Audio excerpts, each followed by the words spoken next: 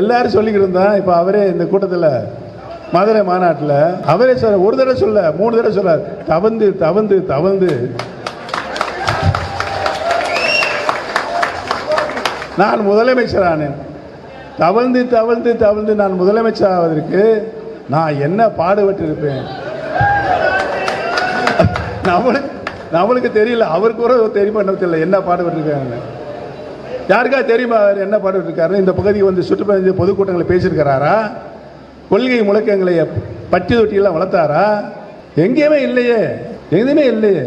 நம்பிக்கை நாணயம் இருந்தால்தான் ஒருவருக்கு பொருளாளர் பதவி கிடைக்கும். அம்மா வழங்குவாங்க. 12 ஆண்டுகள் தொடர்ந்து அதிமுக சரித்திரத்திலேயே தொடர்ந்து பொருளாளர் பதவியை மாண்புமிகு அம்மா எனக்குதான் வழங்க. நான் பெருமையா சொல்லல, அந்த அளவுக்கு அம்மாட்ட நான் நம்பிக்கை உரியனாக இருந்திருக்கிறேன். அம்மா போட்ட வளையத்துக்களே உட்கார்ந்து கொண்டு அம்மா மட்டும் சொல்வேன், உள்ளதை சொல்வேன், அம்மா சொன்னதை மட்டுமே செய்தேன்.